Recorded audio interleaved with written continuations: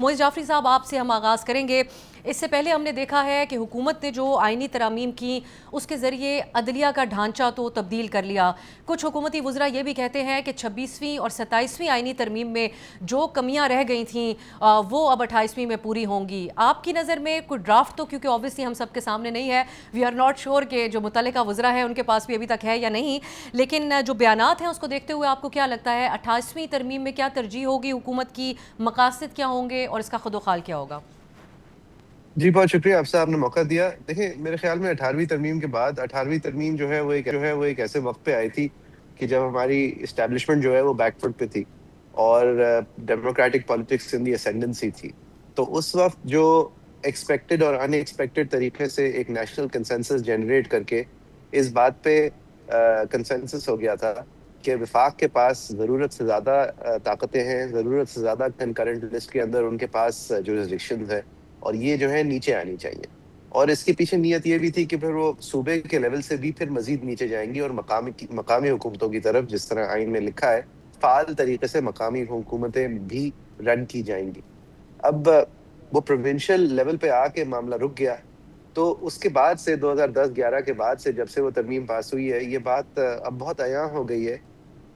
कि हमारे जो अनइलेक्टेड फोर्सेस हैं, जो हमारे इलेक्टेड फोर्सेस से कभी-कभी बहुत ज़्यादा ताकतवर हो जाती हैं, उनको जब कार्य सरकार के अंदर मुदाखलत करनी होती है, तो उनके लिए बहुत ज़्यादा आसान होता है कि वो वफ़ाक के ऊपर कंट्रोल करें, वफ़ाकी हुकूमत के ऊपर। वहाँ पे नोड्स ऑफ पावर कम होती हैं, सेक्रेटेरिएट्स जो हैं वो डिफाइंड होती हैं और 4-8 मिनिस्ट्रीज़ को हैंडल करना निस्बतन आसान है, बजाय आप सूबों के कई सारे मिनिस्टर्स को लेके एक प्रोसेस के थ्रू हैंडल करें या चलाएँ। तो एक चीज़ अयां हो गई 18वीं तरमीम के बाद कि वफ़ाक जो है वो बजट पास होने के पहले दिन, अगले दिन ही बैंकरप्ट हो जाती है, उसका दिवालिया निकल चुका होता है, क्योंकि जो वफ़ाक के हिस्से में पैसे आते हैं वो दिफ़ा पे और कर्ज़ों की सूद की अदायगी के बाद कुछ नहीं बचता। 18वीं तरमीम के बाद नियत ये थी कि इसका मतलब ये होगा कि वफ़ाकी हुकूमत का हजम फिर छोटा हो जाएगा। जो चीज़ें सूबों की तरफ रिस्पॉन्सिबिलिटीज़ भेज दी जाएँगी और उन रिस्पॉन्सिबिलिटीज़ के साथ-साथ सूबों का काम टैक्सेशन भी हो जाएगा और फिर सूबे अपना काम चलाते हुए मज़ीद रिस्पॉन्सिबिलिटीज़ नीचे मकामी हुकूमतों की तरफ डाल देंगे। और जो एनविजन्ड अंडरस्टैंडिंग ऑफ डेमोक्रेसी है, वो ये है कि आपके इतने करीब फैसले किए जाएँ, सबसे करीब तर जो हो सके फैसला आपके उस हद तक करीब होना चाहिए। अगर आपकी सड़क का फैसला है, तो आपकी यूनियन काउंसिल ने करना चाहिए, ताकि इसके पीछे एक बहुत सादी सी अंडरस्टैंडिंग है कि सुनवाई जो हो वो एक इलाके के मकामी आदमी की, उसके मकामी आदमी के सामने ही हो और जो आदमी उसके इलाके का इंफ्रास्ट्रक्चर बेहतर कर रहा हो या उसके इलाके के अंदर खर्चा क्या होना है, क्या नहीं होना है का फैसला कर रहा हो, वो भी मकामी हो। और इसके अलावा फिर सूबाई हुकूमत जो है उसका काम सिर्फ इस सब निज़ाम की सरपरस्ती करना हो और उसके साथ-साथ अपनी तरफ से टैक्सेशन का हजम बढ़ाना हो, उन सारे जुरिसडिक्शंस में जो कि अब उनकी ज़िम्मेदारी हो गई है, जैसे कि सेल्स टैक्स ऑन सर्विसेज़ है। और फिर वफ़ाक जो है वो जो core functions of a federation है, यानी कि फाइनेंस मिनिस्ट्री के तहत एक फिस्कल रिस्पॉन्सिबिलिटी का इज़हार करे, दिफा अपने हाथ में रखे, फॉरेन पॉलिसी अपने हाथ में ठीक है। रखे और बेसिक इंटीरियर पॉलिसी जो है अपने हाथ में रखे और इसके अलावा कुछ ना करे। जिस तरह शरी रहमान साहिबा जब इंफॉर्मेशन मिनिस्टर थी, तो उन्होंने खुद अपनी मिनिस्ट्री को रोल बैक करने का एक रायचा पेश किया था कि अब वो इंफॉर्मेशन मिनिस्ट्री गैर ज़रूरी है। अव्वल तो इसलिए गैर ज़रूरी है कि इंफॉर्मेशन मिनिस्ट्री की प्रोपेगेंडा आर्म के अलावा कोई ज़रूरत होती ही नहीं है, और दूसरा इसलिए गैर ज़रूरी है इसलिए कि अब हर सूबे के अंदर और हर डिपार्टमेंट के अंदर अपने स्पोक्स पीपल है ऑलरेडी मौजूद। ठीक। लेकिन वो मिनिस्ट्री रोल बैक के बजाय आपने देखा कि वो वसी तर वसी होती गई और इसी तरह अब क्योंकि पैसे नहीं है और सूबों के लेवल पे सियासी जमातें जो हैं वो अपना मजीद स्ट्रेंथ नीचे देने से कासिर हैं, जिस तरह वफाक नीचे स्ट्रेंथ देने से कासिर थी, क्योंकि जब डेमोक्रेटिक नोड्स बढ़ जाती हैं तो इनका कंट्रोल जो है वो मजीद मुश्किल हो बिल्कुल है, जाता ये है। इस पे हम और ज़रूर, मैं इसलिए चाहूँगी आप ये मोइज़ साहब आगे जी आप कि क्या इनसिक्योरिटीज़ होती हैं कि जो हम ये नहीं कर रहे होती हैं हमारी सियासी हुकूमतें, और ख़ुद ख्वाजा साहब जिस तरह हम उसका एतराफ़ कर रहे हैं, तो उसको हम एतराफ़ जुर्म कहें सियासतदानों का या बेबसी कहें, बेबसी का एलिमेंट इस मामले में तो हमें कम अज़ कम नज़र नहीं आता, क्योंकि सभी का इत्तेफाक रहता है कि इख्तियारात मुंतकिल होने चाहिए। अहमद इकबाल साहब, यही इन्हीं ग्राउंड्स के ऊपर ये یہ نئے صوبوں کی جو بات ہو رہی ہے انہی گراؤنڈز پہ حکومت سوچتی ہے، اس کا موئز صاحب بھی یہ حوالہ دے رہے تھے، یا یہ جو 18ویں ترمیم کا طے شدہ اصول ہے اور پاکستان کی تاریخ میں ان پریسیڈنٹڈ جو کنسنسس بلڈنگ ہوئی 18ویں ترمیم کے حوالے سے کہ اس میں آخرکار اختیارات منتقلی تک ہمیں جانا تھا، اس سے ہم ڈائیورٹ ہو کے اس طرف جائیں، آپ کیسے دیکھ رہے ہیں ساری بحث کو؟ جی thank you so much for having me on the show. میں ایک قدم پیچھے جانا چاہوں گا. جو معیز جعفری صاحب نے بات کی 18ویں ترمیم کی، میں اس سے پیچھے چارٹر آف ڈیموکریسی سے اس سفر کو شروع کرنا چاہوں گا. جب کیونکہ چارٹر آف ڈیموکریسی کی جو امپلیمنٹیشن تھی اور جو اس کی ایک 18ویں ترمیم اس کا ایک ٹول بن کے ایمرج کیا. جب محترمہ بینظیر بھٹو شہید نے اور نواز شریف صاحب نے چارٹر آف ڈیموکریسی سائن کیا تو اس میں بڑا کلیئرلی لکھا ہوا تھا کہ devolution to the maximum extent and power would be devolved to grass roots so on and so forth. اور 18ویں ترمیم نے چارٹر آف ڈیموکریسی کے بہت سارے اہداف اور گولز اچیو کر لیے. I would like to say, and I maintain that 18th Amendment missed out on one goal of Charter of Democracy, اور وہ تھا کہ اختیارات کی نچلی سطح تک منتقلی اور مضبوط مقامی حکومتوں کا قیام. کیونکہ جس آرٹیکل کا آپ نے حوالہ دیا آئین کا 140A، دیکھیں آئین کی کتاب ہے، یہ اتنی ایک موٹی کتاب ہے.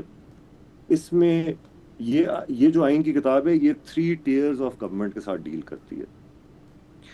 سو ایک فیڈرل گورنمنٹ ہے، پھر پروونشل گورنمنٹس ہیں، اور پھر تیسرا ٹیئر ہے لوکل گورنمنٹ. اب جب یہ چیپٹرز آفٹر چیپٹرز جو ہیں وہ فیڈرل گورنمنٹ کے امور کے اوپر لکھے گئے ہیں کہ جوڈیشری کیسے ہوگی، پارلیمان کیسے ہوگی، پھر پروونشل گورنمنٹ کے اوپر چیپٹرز ہیں. جب لوکل گورنمنٹ کی بات آتی ہے تو اس آئین میں صرف 2 لائنز ہمیں دی جاتی ہیں کہ ہر صوبہ جو ہے وہ اپنی حدود میں ایک لوکل گورنمنٹ کا قیام کرے گا جو مالی، انتظامی اور سیاسی اس کے پاس خود مختاری ہوگی. اور وہ 2 لائنیں they are open to interpretation to such an extent کہ جو لوگ لبرلی اس کو انٹرپریٹ کرتے ہیں وہ کہتے ہیں جی کہ یہ تو ہر منٹ ہر سیکنڈ صوبائی حکومتوں پہ لازم ہے، فرض ہے کہ الیکٹڈ لوکل گورنمنٹس ہونی چاہیے، با اختیار لوکل گورنمنٹس ہونی چاہیے. اور ایک دوسرا اسپیکٹرم ہے and it is up for debate, وہ کہتے ہیں جی کہ نہیں یہ تو صوبوں کا اختیار ہے، اب صوبے کریں نہ کریں. اور انفارچونیٹلی ہم نے یہ دیکھا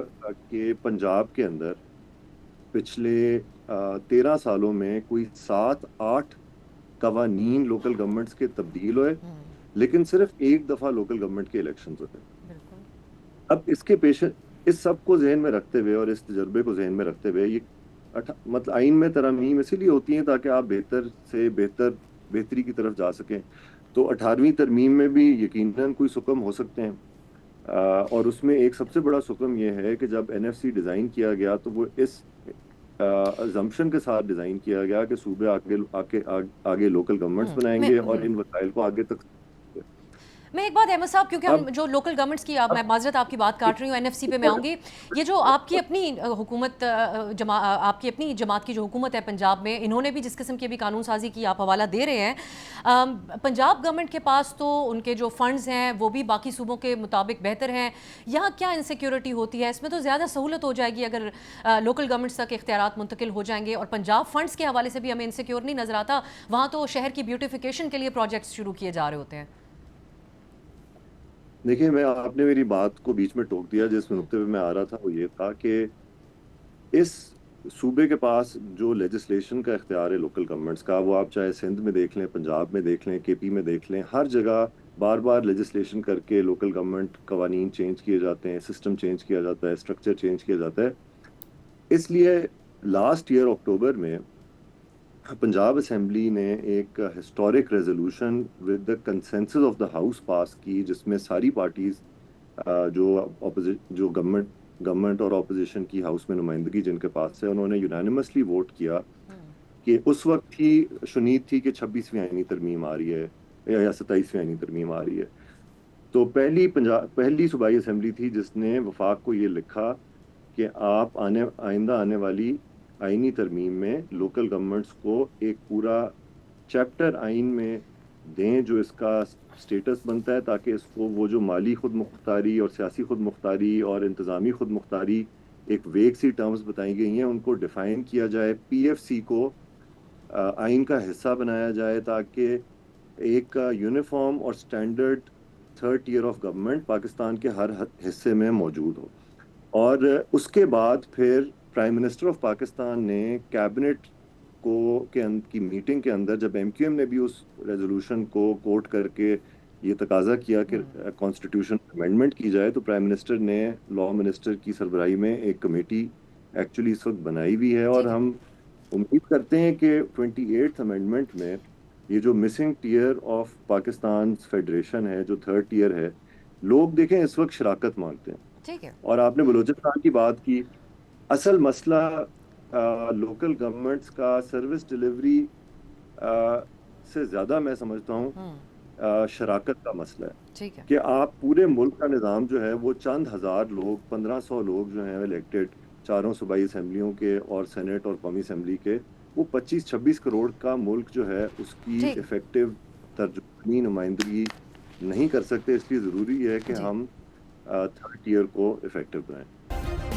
سبسکرائب کریں اور بیل دبائیں تاکہ کوئی خبر رہ نہ جائے۔